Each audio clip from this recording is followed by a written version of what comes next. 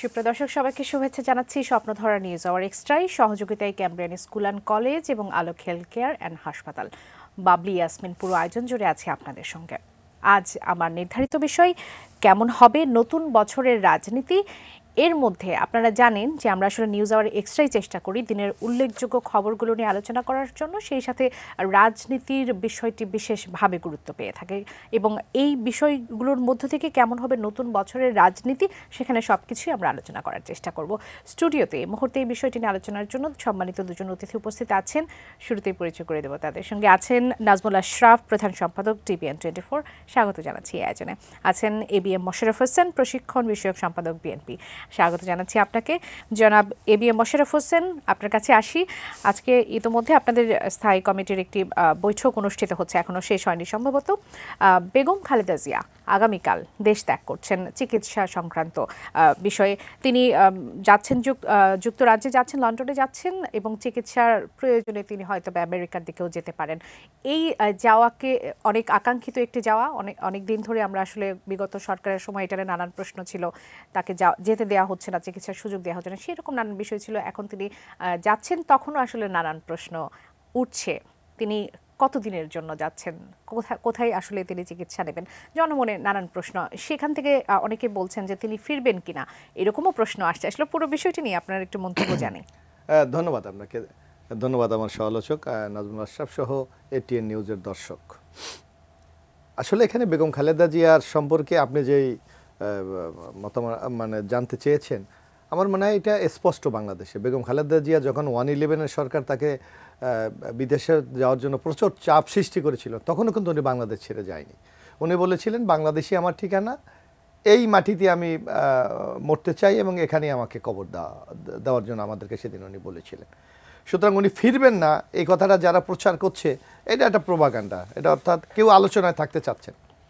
কিন্তু দেখবেন বেগম খালেদা জিয়া গুরুতর অসুস্থ, তার লিভারে প্রবলেম আছে এবং আমরা দেখেছি, আমরা বারবার যখন গত স্বৈরাচারী শেখ হাসিনা সরকার ক্ষমতা ছিল, আমরা বারবার বলেছি মানবিক কারণে যে একটা লোকের ট্রিটমেন্ট দরকার এবং এখানে তো কোনো রাজনীতি থাকার কথা না। কিন্তু আমরা দেখেছি অমানবিকভাবে বেগম খালেদা জিয়াকে সেই চিকিৎসার থেকে তারা বঞ্চিত করেছে। তারপর বিশেষ করে 5ই আগস্টের এই বিজয়ের পর আপনারা দেখেছেন তাকে জামিন দেওয়া হয়েছে, তার কিন্তু মামলা শেষ হয়নি, এখন মামলা কিন্তু চলমান। তারপর আমরা তাকে বাইরে নেওয়া যায়, কিন্তু তার আপনারা জানেন যে তার বয়স, তার চিকিৎসার ধরন ইত্যাদি মিলিয়ে সাধারণ ফ্লাইটে তার ভ্রমণ করাটা খুব রিস্ক বলে তার চিকিৎসকরা জানিয়েছিলেন। যার জন্য আমরা নানাভাবে আমাদের দলের পক্ষ থেকে আমাদের ভারপ্রাপ্ত চেয়ারম্যান জনাব তারেক রহমান যাতে ওনাকে এয়ার অ্যাম্বুলেন্সে নেওয়া যায় এই জন্য নানাভাবে চেষ্টা করছিলেন। সর্বশেষ তার একটি ফলাফল পাওয়া গেছে, যার কারণে উনি যাওয়ার জন্য প্রস্তুত নিচ্ছেন। এটিকে কেন্দ্র করেই কি আজকের বৈঠক অনুষ্ঠিত হচ্ছে? না, আজকে বৈঠকটা হলো আমাদের দেখবেন বাংলাদেশ জাতীয়তাবাদী দলের প্রতি সোমবার আমাদের নিয়মিত স্থায়ী কমিটির বৈঠক, একেবারে নিয়মিতই বৈঠক, এটা নিয়মিত বৈঠক। অর্থাৎ এখান থেকে বিশেষ কোনো নির্দেশনা বা ঘোষণা আসার না, এটা আমার কারণ আপনি দেখেন যে গতকালকে আমাদের স্থায়ী কমিটির সম্মানিত নেতৃবৃন্দ তারা বেগম খালেদা জিয়ার সাথে দেখা করেছে। সেখানে কিন্তু তাকে সবাইকে উনি গণতন্ত্রকে ধরে রাখার জন্য সবাইকে ঐক্য জোরদার করার জন্য বলেছেন। যদি কোনো মেসেজ থাকতো উনি তো গতকালই বলে দিতে পারতেন, কিন্তু সেটা বলেন না। উনি দোয়া চেয়েছেন দেশবাসীর কাছে, উনি বাইরে যাচ্ছেন। এখন হলো আপনি যে কথাটা বলছেন যে আসলে বেগম খালেদা জিয়ার যে স্বাস্থ্যের যে কন্ডিশন, আমরা মনে করি খুবই একটা জটিল একটি অবস্থা। সেখানে বলা হচ্ছে যে উনি যুক্তরাষ্ট্র যাবেন, সেখানে ডাক্তাররা তাকে দেখবেন, দেখার পর যদি সেখানে তার চিকিৎসা সম্ভব করবেন, না ডাক্তাররা যেভাবে সাজেশন দেবে সেই অনুসারে পরবর্তী পদক্ষেপ গ্রহণ করা হবে। এখানে আপনার কোনো ধরনের প্রোপাগান্ডা অথবা কোনো গুজব ছড়ানোর কোনো কারণ নাই। কারণ মানবিক কারণে আমি সবাইকে অনুরোধ করব, আমাদের দর্শক যারা বাংলাদেশের নাগরিক, মানবিক কারণে বেগম খালেদা জিয়ার এই জিনিসটি দেখা উচিত এবং আমি সবার কাছে আহ্বান জানাবো যাতে উনি দ্রুত সুস্থ এসে তার জন্য মহান আল্লাহ তাআলার কাছে দোয়া। ধন্যবাদ জনাব নাজমুল আশরাফ। একই বিষয় নিয়ে একটু আসি, সেটি হচ্ছে বেগম খালেদা জিয়ার যাওয়াটা নিয়ে যেমন নানান ধরনের আগ্রহের জায়গা আছে, তেমনি তারেক রহমান কবে ফিরবেন সেটি নিয়েও আসলে আগ্রহের জায়গা আছে। বিশেষ করে 5 আগস্ট পরবর্তী সময় থেকে বিএনপির মধ্যে তো চেষ্টার নিঃসন্দেহে কোনো কমতি নেই। আমরা অপেক্ষা করি যে তারা কখন বলবে এবং দেশবাসীর মধ্যেও এক ধরনের এটির আগ্রহের জায়গা আছে। আপনার মন্তব্য জানতে চাই। ধন্যবাদ আপনাকে। দেখেন, এই প্রশ্নটা আরও বেশি প্রাসঙ্গিক মোশাররফ ভাইয়ের জন্য। সাবেক প্রধানমন্ত্রী, বাংলাদেশের প্রথম নারী প্রধানমন্ত্রী, 3বারের প্রধানমন্ত্রী বেগম খালেদা জিয়া চিকিৎসার জন্য দেশের বাইরে যাচ্ছেন। এটা মানে অবশ্যম্ভাবী ছিল অনেক আগেই। তাকে যে মামলায় আপনার কারা ভোগ করতে হয়েছে, দীর্ঘদিন তিনি অসুস্থ, বয়স্ক, সব কিছুর পরও বিগত সরকার কোনোভাবেই তাকে দেশের বাইরে যেতে দেয়নি। তো এবার উনি যাচ্ছেন চিকিৎসার জন্য, যেখানে যতটুকু যেই ধরনের চিকিৎসা দরকার নিশ্চয়ই সর্বোচ্চটা দল বা পরিবার বা স্বজনদের পক্ষ থেকে করা হবে। আমরা দোয়া করি যে তিনি সুস্থ হয়ে আবার দেশে ফিরে এসে স্বাভাবিক রাজনীতি করেন। তারপরও বয়স এবং নানান অসুখ বিসুখের কারণে উনি হয়তো 10 বছর আগে যতটা তৎপর ছিলেন ততটা থাকবেন না, কিন্তু তিনি অভিভাবক হিসাবে, বিএনপির প্রধান হিসাবে এবং বাংলাদেশের অন্যতম একজন সফল রাজনৈতিক ব্যক্তি হিসেবে থাকবেন, এটা তার দল, সমর্থক, শুভাকাঙ্ক্ষী এবং দেশবাসী প্রত্যাশা করে। তিনি যে চিকিৎসার জন্য যাচ্ছেন, উনি ফিরবেন কি ফিরবেন না, যে আশঙ্কার কথা আপনি বলছেন না, এই আলোচনাগুলো কিন্তু সে আমরা 111 থেকে শুনে আসছি। মোশাররফ ভাই ঠিকই বলেছেন, তখন তাকে জোর করে পাঠানোর চেষ্টা করা হয়েছিল, তিনি যান নাই। এবার তিনি স্বেচ্ছায় গেছেন, প্রয়োজনে গেছেন, জীবন বাঁচাতে গেছেন। ফলে তিনি কেন ফিরবেন না, বা এখন যে সরকার আছে সেই সরকার কি তাকে মাইনাস করতে চায়? এই ধরনের প্রশ্নটাই আসলে এটাকে ইঙ্গিত। যেমন ধরেন, এরই মধ্যে আমরা বিএনপি মহাসচিব সহ বিএনপির অনেক গুরুত্বপূর্ণ নেতাদের মুখে এটা শুনেছি যে 111 সরকারের মতো আবারও তারা মাইনাস করতে চায়। তখন 2 দলকে বা 2 নেত্রীকে মাইনাস করতে চেয়েছিল, এখন এক দল বা এক নেতৃত্ব এমনিতেই মাইনাস হয়ে গেছেন, বাকি দল বা নেত্রীকে মাইনাস করতে পারলে অন্য শক্তির সুবিধা হয়। আমরা এই 5ই আগস্টের গণঅভ্যুত্থানের পর থেকে যে শক্তির উত্থান দেখছি, তাদের যে রাজনীতির ধরন দেখছি, তাদের নানান কথাবার্তা, তৎপরতা, দাবি দাওয়া, বাংলাদেশকে একেবারে 180 ডিগ্রি পাল্টে ফেলা, ইতিহাস থেকে শুরু করে সব কিছু মুছে ফেলা এবং নতুন করে তাদের মতো করে সব কিছু করা, এই যে রাজনীতি, সেই রাজনীতির কাছে কিন্তু বিএনপিও আক্রান্ত। এবং সেই রাজনীতির যে বয়ান, তাতে করে মানে বিএনপির প্রতিষ্ঠাতা, বিএনপির এত বছরের সাফল্য, রাজনীতি, সরকারে থাকা, বিরোধী দলে থাকা, ওগুলোকেও কিন্তু মাইনাস করার বা ওগুলোকে আপনার একরকম খারাপভাবে তুলে ধরার একটা চেষ্টা কিন্তু আমরা এই নব্য রাজনীতির তৎপরতার মধ্যে আমরা দেখতে পাই। সেই ক্ষেত্রে এরকম আশঙ্কাটা করা হতে পারে, কিন্তু এটা তো নির্ভর করে বাংলাদেশ সরকারের উপরে, অন্তর্বর্তী সরকারের উপরে। এবং অন্তর্বর্তী সরকারের অনেক বড় একটা শক্তির উৎস হচ্ছে সেনাবাহিনী, এবং সেনা প্রধান তার সাথে গিয়ে দেখা করেছেন, কথা বলেছেন। এই সরকারের আমি বলবো প্রধান উপদেষ্টা থেকে শুরু করে সবাই খালেদা জিয়ার শুভাকাঙ্ক্ষী, এবং তার শত্রুতা করবেন এরকমটা ভাবার কোনো কারণ নাই।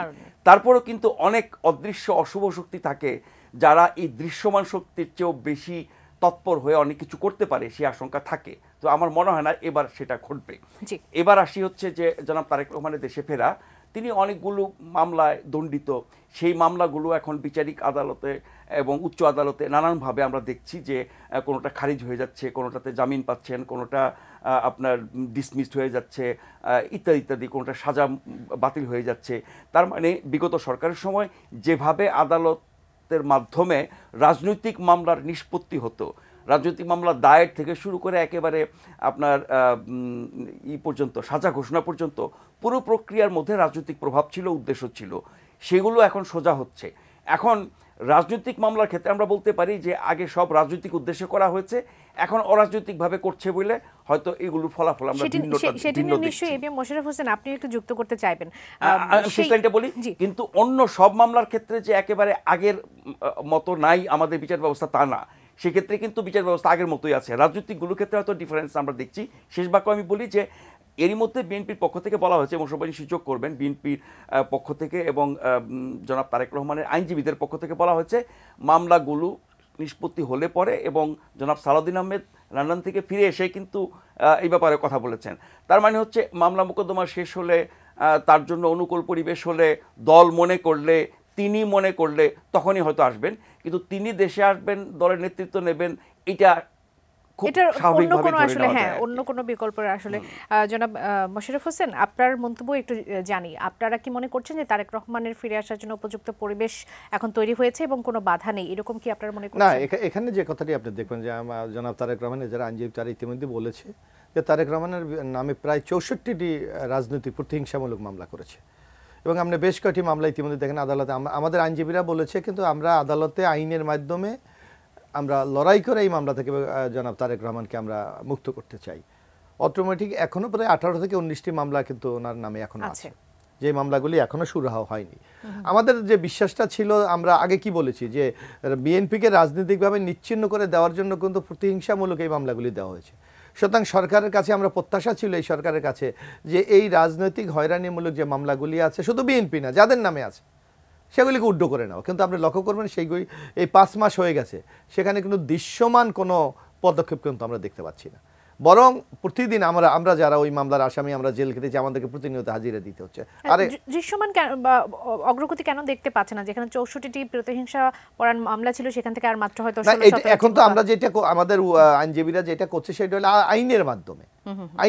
কিন্তু সরকার তো তার নির্বাহী ক্ষমতা বলে এগুলো উড্ড করে দিতে পারতেন। আচ্ছা, এটা ইজি সরকারের সেই নির্বাহী ক্ষমতা ছিল, কিন্তু সেখানে কিন্তু সেইটা হয় নাই। এই ক্ষেত্রে আমি মনে করি যে বিগত সরকার যে নির্যাতন আমাদেরকে করেছে, আমরা ভেবেছিলাম এই মুক্ত পরিবেশে সেই সুবিধাটা আমরা পাবো, কিন্তু আমরা এটা পাই না। এটা আমরা দৃঢ়চিত্তে আমরা বলতে পারি।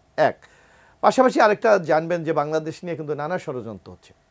আজকে আমাদের এই যে 5 তারিখের পর যে একটা সরকার চলে গেল, আজকে নানা ধরনের ঘটনা কিন্তু বাংলাদেশে আপনি ঘটছে। অভ্যন্তরীণ ষড়যন্ত্রের কথা বলছেন? অভ্যন্তরীণ বহির্শক্তি দুইটা দিকে বাংলাদেশে কিন্তু আছে। আপনি দেখবেন আমাদের বাংলাদেশ, আপনি একটা জিনিস লক্ষ্য, আপনি তো গণমাধ্যমের লোক, যে একটা সরকার যখন পরিবর্তন হয় তখন দেশে কিন্তু নানা ধরনের অঘটন ঘটে। বিশেষ করে এই 5 তারিখের পর সেই ঘটনাটা ঘটেছে। আমার তো স্পষ্ট মনে আছে, আওয়ামী লীগের প্রবীণ নেতা জনাব তোফায়েল সংসদে দাঁড়িয়ে বলেছিলেন যে যদি কোনো কারণে আওয়ামী লীগ ক্ষমতাচ্যুত হন, 1 রাতে 5 লক্ষ লোক মারা যাবে। উনি কিন্তু প্রকাশ্যে বলেছিলেন। ওবায়দুল কাদের সাহেবের বক্তব্য আরো চটুল ছিল, যদি ক্ষমতায় থাকেন তাইলে টাকা লইয়া পালাইতে পারবেন না, এই ধরনের বক্তব্য ছিল। আপনি দেখেন যে 5 তারিখের পর এই ধরনের একটা ঘটনা, একটা লোক মারা গেছে প্রতিহিংসামূলক, অত রাজনৈতিক কারণে মারা যায়নি। সুতরাং আওয়ামী লীগ সেটি কি নিরূপণ করা সম্ভব হয়েছে যে প্রতিহিংসা পরায়ণভাবে কেউ মারা যায়নি? কেননা 5 আগস্ট পরবর্তী সময় আমরা কিন্তু অনেকগুলো দুর্ঘটনার কথা জানি। আমি একটা কথা, মানে আপনি অভিযুক্ত কাকে করবেন? একজন প্রতিপক্ষকে আপনি পিটিয়ে মেরে ফেলেন, বন্যভাবে মেরে ফেলেন, সেইটাকে আপনি রাজনীতির প্রতিহিংসা বলবেন। কিন্তু আপনি কেউ দুর্ঘটনা মারা যাচ্ছে, কেউ মানে ইন্টারনাল কোন্দলে মারা যাচ্ছে, সেইটাকে তো আপনি রাজনীতির প্রতিহিংসা বলতে পারবেন না। সুতরাং এখানে দৃশ্যমান আমরা এই ধরনের কোনো ঘটনা বাংলাদেশে প্রত্যক্ষ করি নাই। সুতরাং শেখ হাসিনা বা তার সরকারের যারা ছিলেন, তারা একটা ভয়ের সংস্কৃতি বাংলাদেশে চালু রেখেছিলেন। যেমন আপনাকে একটা কথা বলি, এই যে আজকে একটা ঘটনা ঘটেছে, আপনি লক্ষ্য করবেন, আপনি দেখেছেন কিনা, নাজুল ভাই দেখেছিলেন কিনা, আমাদের নেতা ইলিয়াস আলীকে গুম করা হয়েছে। আমরা বারবার বলেছিলাম ইলিয়াস আলী সরকার জানে, সরকার। আজকে ওই টিমের যে একজন সদস্য, উনি কিন্তু 164 করেছে আন্তর্জাতিক ট্রাইব্যুনালে, যে কিভাবে তাকে কোথা থেকে তাকে তুলে নেওয়া হয়েছে, কিভাবে হত্যা করা হয়েছে, কোথায় তার ডেড বডি ফালানো হয়েছে। সুতরাং আমরা যেই কথাগুলি বলেছিলাম, আজকে কিন্তু এই যখন মানুষের কথা বলার স্বাধীনতা পাচ্ছে, সেই জিনিস কিন্তু আজকে বেরোয় আসছে। কারা কারা করেছে সেই নামগুলোও কিন্তু বলছে। তো সুতরাং এটা স্পষ্ট যে প্রতিপক্ষকে নিচ্ছিন্ন করে দেওয়ার জন্য যতগুলি স্টেপ নেওয়া দরকার গত আওয়ামী লীগ সরকার কিন্তু সেগুলি নিয়েছে। কিন্তু আপনি এখন কি সেই পরিস্থিতিটা আছে না? যেন আমি যদি আপনারা স্বীকার করেন, আপনারা এখানে দেখেছেন, যেন আমি নিজে 4 বার জেল খেটেছি। এর মধ্যে 2টি মামলায় আমি আসামি কোনোভাবেই ছিলাম না। আমাকে ধরে একটা নির্দিষ্ট একটা মামলায় ফরওয়ার্ডিং দিয়ে আমাকে জেলে রেখেছে। অথচ আপনি কি সেই পরিস্থিতি দেখেন? অথচ সুনির্দিষ্টভাবে যারা এই যে প্রায় 2000 লোক শহীদ হয়েছে এই আন্দোলনে, তাদের সুনির্দিষ্টভাবে মামলা হয়েছে যে এই মামলায় যাদেরকে আসামি করা হয়েছে 400 জন, 500 জন, 600 জন, মানে সেটি নিয়েও তো আসলে না, আমি ওইটা বলছি না। 400 আপনি তো শুনে, আপনি ধরেন হয়তো একটা মামলায় 200 আসামি আছে, হয়তো আপনি মনে নিচে, কিন্তু সুনির্দিষ্টভাবে যারা দেশের নেতৃত্ব দিয়েছে, ওই সময় বক্তৃতা দিয়েছে, নির্দেশ দিয়েছে, তাদেরকেও কি বিরুদ্ধে কি আপনি ব্যবস্থা নিচ্ছেন? তা নিচ্ছেন না। বরং এইটা আমার মনে হয় একটা উদাসীনতা লক্ষ্য করা যাচ্ছে, যার জন্য অপরাধীরা কিন্তু এই যে নিজেদের কর্মকাণ্ডকে আরো ত্বরান্বিত করার কিন্তু কিছু সুযোগ পেয়ে যাচ্ছে, চেষ্টা হয়তো বা তারা করতে পারে। ধন্যবাদ জনাব নাজমুল আশরাফ। একটু ভিন্ন প্রসঙ্গে যাই। 5 আগস্টের ঘটনার পরে প্রতিহিংসামূলক হত্যাকাণ্ড অনেক ঘটেছে। আমি ঠিক ওইটাই থেকে শুরু করে আওয়ামী লীগের লোক মারা, রাজনৈতিক প্রতিপক্ষকে মারা, ব্যক্তিগত আক্রোশ, শত্রুতা, জমি জমার বিরোধ থেকে শুরু করে বহু কিছু কারণ থাকতে পারে, কিন্তু ওই সুযোগে অনেক প্রতিহিংসামূলক হত্যাকাণ্ড ঘটেছে এবং তার প্রত্যেকটা ঘটনার তথ্য কিন্তু আমাদের কাছে নাই। কিন্তু মোটা দাগে ওই সময় যা কিছু ঘটেছে, গণমাধ্যম অন্তত যা এসেছে, এবং ধরেন পুলিশের পক্ষ থেকে মোটামুটি কিছু হিসাব নিকাশও দেওয়া হয়েছে, ফলে প্রতিহিংসামূলক হত্যাকাণ্ড অনেক ঘটেছে। কিন্তু আওয়ামী লীগ যেই পরিমাণ আশঙ্কা করেছিল সেই তুলনায় অনেক কম হয়েছে, সেটি আমরা বলতে পারি। যে প্রসঙ্গ নিয়ে কথা বলতে চাচ্ছিলাম, যে বিগত আওয়ামী লীগের সরকারের সময়ে 15 বছরে যে গুমগুলো হয়েছে, গুমের চেষ্টা হয়েছে, সেই তাদের সেই পৃষ্ঠপোষকতা দেওয়ার মামলায় সাবেক প্রধানমন্ত্রী শেখ হাসিনা সহ 11 জনের বিরুদ্ধে গ্রেফতারি পরোয়ানা জারি করেছে আন্তর্জাতিক অপরাধ ট্রাইব্যুনাল এবং একটা টাইম লাইন ধরে দেওয়া হয়েছে। আগামী 12ই ফেব্রুয়ারির মধ্যে তাদেরকে সবাইকে গ্রেফতার করে ট্রাইব্যুনালে হাজির করার কথা বলা হয়েছে। আপনার কাছে কি মনে হয় শেখ হাসিনাকে হাজির করার বিষয়টি কতটুকু সম্ভব হবে? আমার মনে হয় না সম্ভব। যারা পালিয়ে গেছেন, শেখ হাসিনা থেকে শুরু করে আওয়ামী লীগের যেসব নেতা পালিয়ে গেছেন, ভারতে হোক, আমেরিকা হোক, কানাডায় হোক, ইউরোপের কোনো দেশে হোক বা দেশের বাইরে যারা চলে গেছেন, এদের কাউকে আনা যাবে, ফিরিয়ে এনে বিচারে মুখোমুখি করা যাবে বলে আমার মনে হয় না। তাদের অনুপস্থিতিতে বিচার হবে, সাজা ঘোষণা হবে, সেই সাজা কার্যকর কবে, কখন, কিভাবে করা যাবে সেটাও অনিশ্চিত বলে আমি মনে করি। কারণ তারা যেসব দেশে গেছেন, যেভাবে আছেন এবং ওই দেশগুলোর সাথে বাংলাদেশের যেই সম্পর্ক, বন্দি বিনিময় চুক্তি থেকে শুরু করে যা কিছু বলেন আইন কানুন, এত সহজ না। আমরা কিন্তু বঙ্গবন্ধুর খুনিদের ফিরে আনতে পারি নাই। আমরা বিগত আমলে যাদেরকে দণ্ড দেওয়া হয়েছে, যদিও সেগুলো রাজনৈতিক বিচারাচার ছিল, তারাও কিন্তু কম চেষ্টা করেনি, তাদেরকে ফিরিয়ে আনতে পারে নাই। ফিরিয়ে আনা খুব কঠিন ব্যাপার। কিন্তু গুম কমিশনের যে কাজ, তদন্ত এবং এই গুমের যারা শিকার হয়েছেন গত 16 বছর, মানে একটা দেশে এর চেয়ে অসভ্যতা, এর চেয়ে নির্মমতা, এর চেয়ে নিষ্ঠুরতা আর হতে পারে না। আপনি কাউকে মেরে ফেললেন প্রকাশ্যে বা গোপনে, তারপরে সেটার বিচার হবে, মানুষ তথ্য জানবে, তার দাফন হবে, প্রিয়জনরা কষ্ট পাবেন, কান্নাকাটি করবেন, দোয়া করবেন, এই সব কিছু মধ্য দিয়ে একটা বাস্তবতা তৈরি হয় এক সময়। কষ্ট কখনো দূর হয় না স্বজন হারানোর, কিন্তু আপনি জানতে পারছেন যে আপনার প্রিয়জনটি এভাবে নিহত হয়েছেন, খুন হয়েছেন এবং তাকে আপনি দাফন করছেন, তার জন্য দোয়া দরুদ পড়ছেন। কিন্তু আপনার একজন স্বজন, আপনার পরিবারের একজন সদস্য, তিনি কি হয়েছেন আপনি জানেন না, এবং সেটা 1-2 বছর না, বছরের পর বছর আপনি জানতেই পারছেন না সে কি জীবিত না মৃত। যদি মৃত হয়ে থাকে, কবে, কখন, কোথায় মারা গেলেন, কিভাবে মারা গেলেন, লাশটা কোথায়, দাফন হলো কিনা, শেষ চিহ্নটুকু তারা পাচ্ছেন না। এর চেয়ে নিষ্ঠুরতা, এর চেয়ে নির্মমতা, এর চেয়ে বর্বরতা আর হতে পারে না। যেই ঘটনা গত 16 বছর অনেক ঘটেছে, রাজনৈতিক অরাজনৈতিক, বেশিরভাগ ক্ষেত্রে সেগুলো রাজনৈতিক ছিল এবং সবচেয়ে বেশি শিকার হয়েছে বিএনপি এবং তার অঙ্গ সংগঠনগুলো, যারা নেতাকর্মী, তার মধ্যে বড় বড় নেতা আছেন ইলিয়াস আলীর মতো। সেটার বিচার হওয়া জরুরি এবং তার জন্য সর্বোচ্চ শাস্তি হওয়া জরুরি। কিন্তু যাদেরকে অভিযুক্ত করা হয়েছে, আপনি বলছিলেন যে এটা আসলে সম্ভব হবে না, তাহলে সেক্ষেত্রে আসলে বর্তমান সরকারের কি করার আছে? না, বিচার তো করতেই হবে, সাজাও ঘোষণা করতে হবে, আইনি প্রক্রিয়া অনুসরণ করতে হবে, আদালত যা করা সেটা করবে, রাষ্ট্র যা করা সেটা করবে। কিন্তু আপনি সেই অভিযুক্ত বা দোষী বা দায়ী ব্যক্তিদেরকে বাংলাদেশে এনে সাজা দিতে পারবেন কিনা সেটা নিয়ে আপনি সন্দেহ প্রকাশ করছেন। জনাব মোশাররফ হোসেন, আপনার মন্তব্য একটু জানতে চাই এই ব্যাপারে। আপনার কি মনে হয় শেখ হাসিনাকে? না, এটা একটা জিনিস আপনি দেখেন যে একটা সরকার কি জনগণকে নিরাপত্তা দেবে, মানুষকে স্বস্তি দেবে, এটা তো একটা সরকারের মূল দায়িত্ব। সেখানে একটা সরকারের আমলে গুম হয়ে যাবে একটা নাগরিক, সেখানে সরকারের কোনো জবাবদিহিতা থাকবে না। একটা সভ্য গণতান্ত্রিক দেশে কি এটা কখনো কল্পনা করা যায়? অথচ বাংলাদেশে আমরা কিন্তু বিগত 15 বছর আমরা দেখেছি। তারপর আপনি আরেকটা, যেটা আমরা এই কথাটা আগে শুনেছিলাম কিন্তু আমরা মনে হচ্ছে হয়তো এটা কোনো কারণ কথার জন্য কথা বলে, যে আয়নাঘর। একটা সভ্য দেশে একটা সুশৃঙ্খল বাহিনীর তত্ত্বাবধানে একটা আয়নাঘর থাকতে পারে, এটা কল্পনা করা যায়? এই যে আপনার কিছু অগণতান্ত্রিক অথবা এই আপনার প্রতিপক্ষকে নিচ্ছিন্ন করে, গণতন্ত্রের সবচেয়ে বড় সৌন্দর্য কি? আপনার অপরের সমালোচনাকে সহ্য করে আপনার সঠিক পথে এগোবেন, এটাই তো গণতন্ত্রের সবচেয়ে বড় বিউটি। কিন্তু আপনার কোনো অন্যায়ের বিরুদ্ধে আপনার কোনো, অথবা অন্যায় বাদ দেন, আমি যদি কোনো সাজেশনও আপনাকে দেই, সেটাকে আপনি মনে করেন এটা আমার বিরুদ্ধে একটা ষড়যন্ত্র। তো এই ষড়যন্ত্র তথ্য তো গত 15টি বছর বাংলাদেশকে এমন একটা জায়গায় নিয়ে গেছে যে আজকে এই আমাদের আজকে স্বজনরা নাই, আজকে গুম হয়ে যাচ্ছে। এই আমি একটা কথা বলি, আপনি জানেন এই ইলিয়াস আলীর প্রসঙ্গটা আমরা বললাম, এখন আপনি আমার তো মনে হয় যে কোনো বিচার যদি করে সেগুলো এভিডেন্স তো আমরা একটা বিচারের একটা ইম্পর্টেন্ট একটা ফ্যাক্টর, মানে তথ্য প্রমাণ। আমার স্পষ্ট মনে আছে যখন ইলিয়াস আলী গুম আমরা পাচ্ছিলাম না, তখন ইলিয়াস আলীর স্ত্রী, তার সন্তানরা তৎকালীন সৈয়দ আশরাফ আওয়ামী লীগের সাধারণ সম্পাদক এবং এলজেডি মন্ত্রী দেখা করেছিলেন, বলেছিলাম আমরা খুব দ্রুত তাকে ফেরত দেবো। তাহলে আমরা ফেরত পেয়েছি? এর চেয়ে যদি তাদের কাছে না থাকতো তাহলে ফেরত দেওয়ার কথা তারা কিভাবে বলেছিলেন?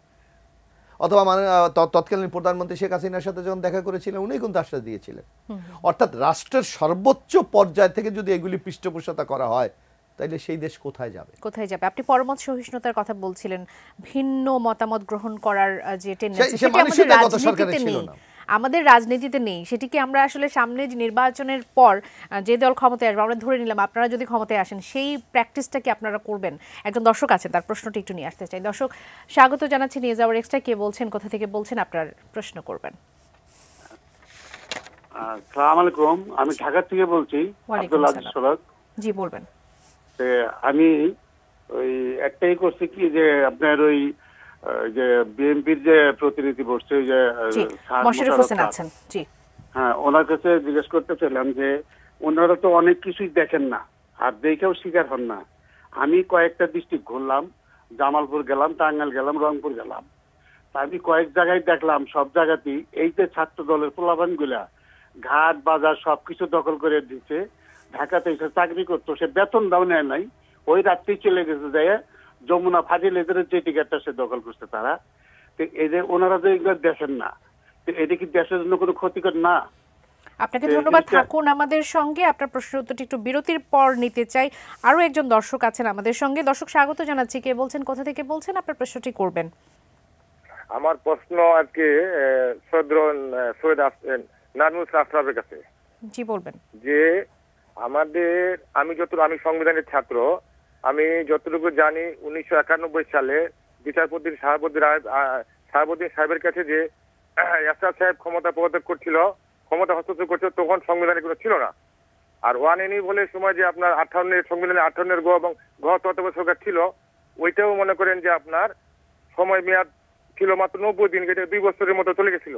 কিন্তু আপনার 2024 সালে আমাদের সুপ্রিম কোর্ট থেকে অনুমতি নিয়ে যে আপনার তত্ত্বাবধায়ক সরকার, ইন্টারিম সরকার যে বর্তমানে আছে আমাদের পার্শ্ববর্তী দেশ ভারত, এটা প্রচার করতেছে যে অবৈধ সরকার। কিন্তু ওই ভারত আমাদের ওই 91 এবং আপনার 2007 সালে যে আপনার এটা হচ্ছিল, ওইটা নিয়ে কিছু বলতেছে না। কিন্তু আপনারা কেন তুলে ধরেন না এটা, যে আমার যে জনগণ যেটা চাচ্ছে, সেটা আমার জনগণ যেটা চাচ্ছে সে সঙ্গে থাকবে, পার্শ্ববর্তী দেশ কি বলবে সেটা আমাদের দরকার নাই। আপনার নামটি একটু বলবেন, আপনার নামটি? আমার মোহাম্মদ আব্দুল মজিদ সরকার, ঠাকুরগাঁও থেকে বলছি। এবি মোশাররফ হোসেন, আপনার কাছে ঢাকা থেকে সালাম। তিনি প্রশ্ন রেখেছেন যে ঢাকার বাইরে ছাত্রদল, মূলত বিএনপিকে তিনি ইঙ্গিত করে বলেছেন যে ঢাকা থেকে গিয়ে তারা নানা ধরনের দখলদারি চালাচ্ছেন, তারা জোর জবরদস্তি করে নানা কিছু করছেন। এই যে এর দায়ভারটা আসলে কোথায়?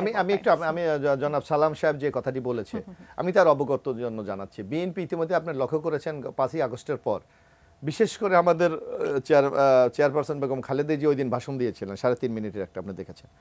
এবং আমাদের ভারপ্রাপ্ত চেয়ারম্যান জনাব তারেক রহমান প্রতিনিয়ত বলে যাচ্ছেন, এবং জিরো টলারেন্স নীতি। উনি গত পরশুদিন সরাসরি তা বলেছে, যদি আপনারা কোথাও দেখেন বিএনপির বা অঙ্গ সংগঠনের কোনো নেতাকর্মীর কোনো অপরাধে জড়িত, আমরা ধরে পুলিশে দিয়ে দেন। এই পর্যন্ত কিন্তু তিনি বলেছে। ইতিমধ্যে প্রায় 1000-এর উপরের লোককে আমরা শাস্তিমূলক ব্যবস্থা গ্রহণ করেছি। এখন বিএনপি একটি বিশাল দল বাংলাদেশের। এই দলের মধ্যে আপনার আমাদের অজান্তে বলেন অথবা টুকটাক 2-1টি ঘটনা ঘটতে পারে, আমরা অস্বীকার করি না, কিন্তু আপনাকে দেখতে হবে সেইটা আমরা ব্যবস্থাটা নিয়েছি কিনা। আমাদের কেন্দ্রীয় নেতা আপনি অনেক দেখেন যে কমিটি ভেঙে দেওয়া হয়েছে, অনেক লোকের নেতৃবৃন্দের পদ কেড়ে নেওয়া হয়েছে। তো একটা দল আন্তরিক কতটুকু, এটা আপনাকে বিবেচনা করতে হবে। আর সালাম সাহেবকে আমি একটু বিনয়ের সাথে একটি জিনিস জিজ্ঞাসা করতে চাই। আমি আমার নিজের এরিয়াটার কথা বলি। আমার এরিয়াটা কুয়াকাটা, উনি হয়তো যদি জানে খোঁজ নিয়ে দেখতে পারে। আমার এরিয়ার মিনিমাম এই আওয়ামী লীগের 15 বছরে 5 থেকে 10,000 লোক এলাকায় থাকতে পারেনি। ঢাকায় এসে তারা অমানবিক রিক্সা চালিয়েছে, মজুর কাজ করেছে, লেবারের কাজ করেছে, গার্মেন্টসে কাজ করেছে, কোনো দোকানে সেলসম্যানের কাজ করেছে। এখন তারা যখন এই আওয়ামী লীগ মুক্ত বাংলাদেশে এলাকা ছেড়ে গেছেন, এটা আপনি কোন বিচার করবেন? এটাকে তো মানবিক দিকে আপনাকে দেখতে হবে। আর আরেকটি যে জিনিস, আপনার আওয়ামী লীগের 5 বছরে কারো জমি দখল করা হয়েছে, ব্যবসা দখল করা হয়েছে, ঘর দখল করা হয়েছে। এখন সেই লোক যখন তার ন্যায্য প্রাপ্যতা ফিরে পেতে যায়, সেটাকে কি আপনি দখল বলবেন? তো সুতরাং আমি অনুরোধ জানাবো, এইভাবে ঢালাও না করে। আমি সালাম সাহেবকেও বলবো, এবং শুধু দর্শক যারা আমাদেরকে শুনছেন আমি তাদেরকেও বলবো, সুনির্দিষ্ট যদি কোনো অভিযোগ থাকে আমাদেরকে জানান। আমাদের কেন্দ্রীয় দপ্তর আছেন সেখানে জানাতে পারে। তারপর যদি কোনো ব্যবস্থা আমরা গ্রহণ না করি সেই ক্ষেত্রে আমাদেরকে আপনাদেরকে জানানোর মাধ্যম কি শুধুমাত্র কেন্দ্রীয় দপ্তর, মানে না না, আপনাদের কাছে যে কোনো reach জায়গায় করবে জানতে পারে। কিভাবে? এখন টেলিফোন আছে, এই আছে, আমাদের সবাই সব কিছু জানি এখন, আপনার যোগাযোগ অত্যন্ত সহজ। তারপর যদি আমরা ব্যবস্থা নেই তারপর বলতে, বরং আমি যে কথাটি বললাম, আপনি দেখেন 1000 উপরে লোক আমাকে বহিষ্কার করা হয়েছে, আমাদের অনেকের পদ কেড়ে নেওয়া জি, হয়েছে, কমিটি বলেছেন। ভেঙে দেওয়া হয়েছে। জি, ধন্যবাদ। এর চেয়ে একটি রাজনৈতিক দল দৃশ্যমান আর কি পদক্ষেপ জনাব গ্রহণ নাজমুল করবে? আশরাফ, আপনার কাছে একজন দর্শক প্রশ্ন রেখেছিলেন যে আমাদের দেশে আসলে অন্তর্বর্তীকালীন সরকার বলি, তত্ত্বাবধায়ক সরকার বলি, সেটি আসলে কতদিন থাকবে, সেটি নিয়ে ভারত কেন সেটি নিয়ে আসলে কথা বলবে, সেই ব্যাপারে আমরা কেন কোনো প্রপার উত্তর দিতে পারি না। ছিলেন ভারত মোহিত তো সরকার কত ছিলেন। জি। ভারত তো কত কথাই বলে, ভারতের সরকার বলে, রাজনীতিবিদরা বলে, ভারতের গণমাধ্যম বলে, তার বেশিরভাগই উদ্ভট এবং অপ্রয়োজনীয়। সেগুলোর জবাব যদি আপনি প্রতিদিন দিতে চান তাহলে দিন দুনিয়ার কোনো কাজ করতে পারবেন না আপনি আর। তারপরে বলছি যে বর্তমান যে সরকারটি, এটি সংবিধানের বাইরে গিয়ে গঠিত একটি অন্তর্বর্তীকালীন সরকার, কিন্তু সর্বোচ্চ আদালতের রেফারেন্স বা তাদের অনুমোদন বা সুপারিশ ক্রমে সরকারটি গঠন করা হয়েছে সময়ের প্রয়োজনে। দ্বিতীয়ত, এটি হচ্ছে একটি ঐক্যমতের সরকার, সকল রাজনৈতিক দল যারা সক্রিয় আছেন তাদের মতামতের ভিত্তিতে হয়েছে। ঠিক একইভাবে 90-এর গণ অভ্যুত্থানের পরেও কিন্তু রাজনৈতিক দলগুলোর ঐক্যমতের ভিত্তিতে সরকার গঠিত হয়েছিল। তখনকার প্রধান বিচারপতি শাহাবুদ্দিন সাহেবকে দায়িত্ব দেওয়া এবং আবার বিচার বিভাগে ফেরত যাওয়া, এই সব কিছু রাজনৈতিক ঐক্যমতের ভিত্তিতে হয়েছিল। এরপরে যে সংসদটি নির্বাচিত হয়েছে 91 সালে, সেই সংসদে সব কিছুর অনুমোদন দেওয়া হয়েছে, সেটা বৈধতার মধ্যে চলে এসেছে। এবারও ঐক্যমতের ভিত্তিতে হয়েছে। আগামী যে সংসদ আসবে সেই সংসদে সব কিছুর অনুমোদন দেওয়া হবে বলে আমরা আশা করি, এবং এই জায়গায় রাজনৈতিক দলগুলোর একটা ঐক্য থাকবে। মাঝখানে যেটি 2007-8 সালে, সেটি কিন্তু কোনো জাতীয় ঐক্যমতের ভিত্তিতে, রাজনৈতিক ঐক্যমতের ভিত্তিতে ছিল না। সেটি বলা যেতে পারে সেনা সমর্থিত একটি সরকার, গায়ের জোরে 2 বছর ছিল। 3 মাসের তত্ত্বাবধায়ক সরকারের মধ্যে তারা 2 বছর ছিল, কিন্তু তারা যে সংবিধানের বাইরে গিয়ে 2 বছর ক্ষমতায় ছিল এবং বহু কিছু করেছে, সেগুলোকে আবার পরবর্তী সংসদ বা দল এসে অনুমোদন দিয়েছে।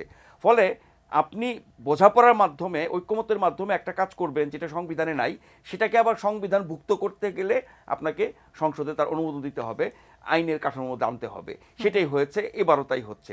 ফলে এখানে ভারতের কথা বৈধ অবৈধতা নিয়ে কোনো প্রশ্ন অবান্তর, সেটা বলার কোনো দরকার হয় না। আমি শুধু যে মোশাররফ ভাইয়ের সাথে একটুখানি যুক্ত করব যে দখল পাল্টা দখল যে অভিযোগগুলো আসছে এবং তারা অনেক ব্যবস্থা নিচ্ছে, এটাও ঠিক। এবং যেভাবে সর্বোচ্চ নেতৃত্ব হুঁশিয়ারি দিচ্ছে, প্রতিনিয়ত ব্যবস্থা নিতে বলছে, ব্যবস্থা নিচ্ছে এবং সাবধান করছে, তারপরও বিএনপির মতো এত বড় একটি দল সারা দেশে ছড়িয়ে ছিটিয়ে আছে, তারা অনেক জায়গায় অনেক কিছু করে ফেলবে, সেটা হয়তো কেন্দ্র থেকে জানা বা বোঝা সম্ভব না। আমার মনে হয় ব্যবস্থাগুলো যদি স্থানীয় পর্যায়ে থেকে নেওয়া হয় তাহলে সেটা আরো ভালো হয়। এখন দখল, চাঁদাবাজি, এগুলোর যে অভিযোগগুলো মোশাররফ ভাই বলছিলেন যে হ্যাঁ, আপনার দখলে ছিল, আপনার সম্পদ ছিল, আপনার প্রতিষ্ঠান ছিল, আপনার জমি ছিল, বাড়ি ছিল, সেটা আওয়ামী লীগের আমলে বেদখল হয়ে গেছে, আপনি পুনর্দখল করছেন, এটাকে দখল বলা যাবে না। কিন্তু এখন আওয়ামী লীগ দুর্বল, আওয়ামী লীগ পালিয়ে গেছে, সেই জন্য আওয়ামী লীগের কোনো কিছু দখল করে ফেলা বা আগে আপনার উপরে প্রতিশোধ নিয়েছে, আপনি পাল্টা প্রতিশোধ নেওয়া, সেরকম ঘটনা ঘটে। কিন্তু যেরকম বাস্তবতা গত 16 বছর তৈরি করেছিল আওয়ামী লীগ সরকার এবং আওয়ামী লীগ, ছাত্রলীগ, যুবলীগ থেকে সবাই সব কিছু, সেই তুলনায় যেসব ঘটনা আমরা জানি, শুনি এবং গণমাধ্যমে আসে, সেটা কি খুবই সামান্য না? এটাও হওয়া উচিত না, এটাও হওয়া উচিত না। কিন্তু আরেকটা জিনিস বলি, শুরুতে বলছিলাম যে এখন যে একটা নতুন রাজনৈতিক উত্থান আমরা দেখছি, সেখানে বিএনপিকেও নানানভাবে কালিমামুক্ত করার এবং খারাপ বানানোর চেষ্টা একটা আছে। ফলে এই ধরনের ঘটনা ঘটানো বা প্রচার করার ক্ষেত্রে সেই রাজনীতির কোনো ভূমিকা আছে কিনা সেটিও ভাববার বিষয়। জনাব মোশাররফ হোসেন, আপনার কাছে আরো একটি প্রশ্ন রেখেছিলাম যে আপনাদের 31 দফার মধ্যে সকল সমস্যার সমাধান আছে, এমন কথা আপনারা অনেক সময় দাবি করছেন।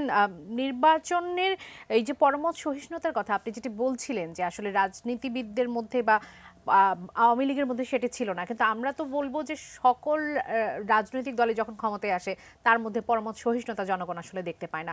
আপনাদের 31 দফার যে আপনারা যেটি আসলে করবেন, পরবর্তীতে প্রয়োগ করবেন, সেখানে কি পরমত সহিষ্ণুতার প্র্যাকটিসটা থাকবে? না, আপনাকে একটা আমাদের বাংলাদেশের জন্ম এই বয়স কিন্তু 53 বছর হয়ে গেছে, আমাদের কিন্তু অভিজ্ঞতাও কম হয়নি। আপনি দেখেন বেশ কয়েকটা গভর্নমেন্টের মাধ্যমে কিন্তু আজকে 53 বছর এসে আমরা উপনীত হয়েছি। তো সুতরাং আমাদের কিন্তু এক্সপিরিয়েন্স হয়েছে। এই এক্সপিরিয়েন্স থেকে চিন্তা করে বিএনপি কিন্তু 31 দফা প্রণয়ন করেছে। এবং আপনি যে কথা বলেছেন, এখানে কিন্তু আমরা রিজিট না, আমরা স্পষ্ট ভাষায় বলছি এর চেয়ে যদি বেটার কেউ কোনো প্রস্তাবনা দিতে পারে সেইটা গ্রহণ করার জন্য আমরা কিন্তু প্রস্তুত আছি। সুতরাং এখানে বিএনপিটাই যে চূড়ান্ত, এই ক্ষেত্রে আপনার চিন্তা করার কোনো কারণ নেই। এখন আপনি বলছেন যে পরম সহিষ্ণুতা আপনি শুধু একটা শব্দের মধ্যে হবে না, আপনাকে এটা প্র্যাকটিসের মধ্যে হবে। যেমন আমরা কি বলেছি, সেই প্র্যাকটিসকে বিএনপি করবে। আমি একটু বলি আপনাকে, আমি তো 2-4টা যদি আমি 31 দফার মধ্যে যদি আমি একটু বলি, তাহলে আমি নাজমুল আশরাফ ভাই আছে, দর্শক যারা শোনে তারা হয়তো একটা ধারণা পাবে। আপনি দেখেন আমরা কি দেখেছি, যে একটা সরকার যখন ভোটের মাধ্যমে নির্বাচিত হয়, আর আমাদের দেশে কি ওয়েস্টার্ন ডেমোক্রেসি চলতেছে, আপনি 51% ভোট পেলেন না, আর আমি 49% ভোট পেলাম, আপনি রাষ্ট্রের মালিক হয়ে গেলেন, আমি প্রজা হয়ে গেলাম। আমাদের এই সিস্টেমটা তো এখন এটা। কিন্তু আমরা কি বলেছি বিএনপি, আপনি 31 দফারে প্রথম দফাটাই আপনি যদি দেখেন, আমরা বলেছি, আমাদের নেতা জনাব তারেক রহমান সাহেব বলেছেন, আগামী দিনে যদি বিএনপি এককভাবেও রাষ্ট্র ক্ষমতায় যায়, একক ভোটে, জনগণের ভোটে, আমরা এককভাবে সরকার গঠন করব না, জাতীয় সরকারের কথা সকল দলকে নিয়ে আমরা একটা জাতীয় সরকার গঠন করব, যার নামটা উনি দিয়েছে ঐক্যমতের একটি সরকার, জাতীয় ঐক্যমতের সরকার। তা আপনি এখানে কি একটা পরিবর্তন দেখতে পাচ্ছেন না? এটা তো সকল দল বলতে আপনারা আসলে সকল দল বলতে আসলেই কি সকল দলকে আপনারা বুঝাচ্ছেন, সেখানে কোন কোন দলগুলো আসলে থাকবে? এটা তো শোনেন, এটা হলো আমাদের একটা প্রস্তাবনা, এখন আলোচনা হবে। এটার অন্য রাজনৈতিক দলগুলি এটাকে কিভাবে রিয়্যাক্ট করে সেটা আমাদের দেখতে হবে। আমাদের যারা স্টক হোল্ডার, মানে জনগণ, নাগরিক যারা, তারা এটার সম্বন্ধে কিভাবে, এটা তো এই জন্য কিন্তু আমরা সারা বাংলাদেশে এবং আমি ওই যেই আমাদের প্রশিক্ষণ যেইটা বা সারা বাংলাদেশে আমরা যে প্রচারটা চালাচ্ছি, তারই আমি সদস্য সচিব। আমরা কিন্তু এই ফিডব্যাকটা নেওয়ার চেষ্টা করছি, যে জনগণের রিয়াকশনটা কি, রাজনৈতিক দলগুলির রিয়াকশন কি, আমাদের নেতাকর্মীর বাবু কি চিন্তা করে। তারপর আমরা বলেছি কি, আপনি দেখবেন এই যে 15.5 বছরে আমাদের যে অভিজ্ঞতা, আপনারাও স্বীকার করবেন যে একটা দলীয় সরকারের অধীনে যদি নির্বাচন হয়, তাহলে জনগণ ভোট দিতে পারে না। যার জন্য আমরা বলেছি, যাতে জনগণ সঠিকভাবে তার মতামতটা প্রকাশ করতে পারে, রেজাল্টটা পেতে পারে, তার জন্য আমরা আজীবনের জন্য একটা নির্দলীয় সরকার বলেন, কেয়ারটেকার গভর্নমেন্ট, যাই আপনি নাম দেন না কেন, নিরপেক্ষ একটা সরকার নির্বাচনকালীন সময় থাকবে। আমরা বলেছি একটা প্রধানমন্ত্রী বারবার ক্ষমতায় থাকলে তার মধ্যে একটা আত্মহমিকা জন্মে, তার মধ্যে একটা মানে একটা ক্ষমতা এক্সারসাইজ করা একটা প্রবণতা জন্মে। যার জন্য আমরা স্পষ্ট ভাষায় বলেছি, 2 বারের বেশি কেউ প্রধানমন্ত্রী হবে না। এটা কি আপনি পরিবর্তন, সংস্কার, এটা কি সহনশীলতা আপনি বলবেন না? আপনার কাছে একটু প্রশ্ন নিয়ে আসলে আসতেই হয়। আমরা সবসময় বলছি যে নির্বাচন এবং সংস্কার মুখোমুখি দাঁড় করানো হয়ে গেছে, সেখানে আপনারা এখন যেটি বলছেন যে আসলে নির্বাচনটি এখন বেশি গুরুত্বপূর্ণ, কেননা এখানে জনগণের ম্যান্ডেটের প্রশ্ন আছে, এখানে গণতন্ত্রের প্রশ্ন আছে। সেখানে জাতীয় নাগরিক কমিটির যুগ্ম আহ্বায়ক সারা তুষার বলেছেন, আপনারা সংস্কার করবেন কেন, নির্বাচন দিন, আমরা এসে সংস্কার করব। সরকারের প্রতি আপনাদের যে আহ্বানটি, সেখানে বলছেন যে আমরা কেন তাদের বিশ্বাস করব, আপনারা আমাদের বিশ্বাস ভঙ্গ করেছেন। শুধু নির্বাচনের জন্য নয়, জনগণ এতটা রক্ত দেয়নি, নির্বাচন তো হতে হবে, তবে তার সংস্কার হওয়ার পর হতে হবে।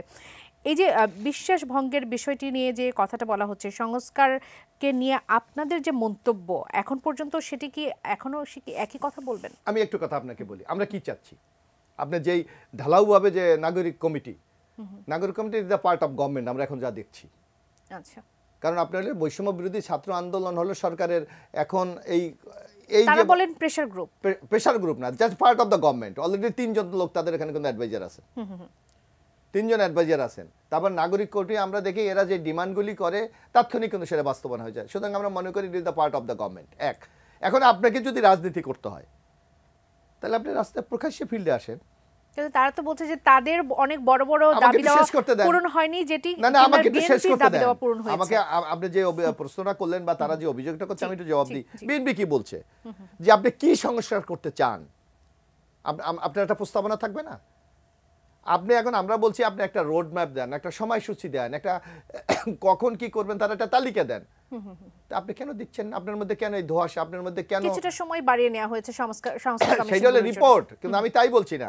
আপনি যদি মনে করেন আপনার এই যেমন আমি আপনার এই 3 জন মিলে আপনি একটা এই টকশোটা আমরা পরিচালনা আপনি করছেন, তো আপনার একটা ডিজাইন আছে না, যে আমি এই কয় মিনিট আমাকে দেবেন, এই কয় মিনিট নাজমুল আশরাফকে দেবেন, আপনি বলবেন, আপনি একটা বিরতি নেবেন, আপনার একটা কিন্তু টাইম ফ্রেম আছে। তো আমরা বলছি আপনি একটা টাইম ফ্রেম দেন, আপনি কখন সংস্কার করবেন, কখন এইটা বাস্তবায়ন করবেন, কখন আপনি ভোট দেবেন, আমরা তো এই কথাটা বলছি, এর বাইরে অযৌক্তিক তো কিছু বলছি না। তো হয় আপনি একটা কেন আপনার এই রোডম্যাপটা আপনি দিতে আপনার মধ্যে এত কার্পণ্য, এক আপনি কিন্তু তারপরে স্পষ্ট করে কিন্তু এখনো কিন্তু বলছেন না কিছু। আপনি বলছেন যে এই রিপোর্টের মেয়াদ বাড়িয়েছেন, আপনি কি স্টেক হোল্ডার যারা এই যে রাজনৈতিক দলগুলি, আমরা কিন্তু আশাবাদীর একটা বক্তব্য লক্ষ্য করবেন, এই এই ডক্টর ইউনূসের নেতৃত্বাধীন সরকারের সবচেয়ে বড় শক্তি কিন্তু রাজনৈতিক দলগুলির সমর্থন। আপনি কি কারোর সাথে আলাপ করেছেন যে আমি এই রিপোর্টের মেয়াদ বাড়াবো? এখন আপনি এখানে বাড়ালেন, আপনি রিপোর্টগুলি পাবেন, তারপর রাজনৈতিক দলের সাথে আলোচনা করবেন, আপনি অন্যান্য স্টক হোল্ডার যারা আছে এই গণমাধ্যম বলেন সুশীল আলোচনা করবেন, তারপর আপনি ওপেন পাবলিক ডিবেটে যাবেন।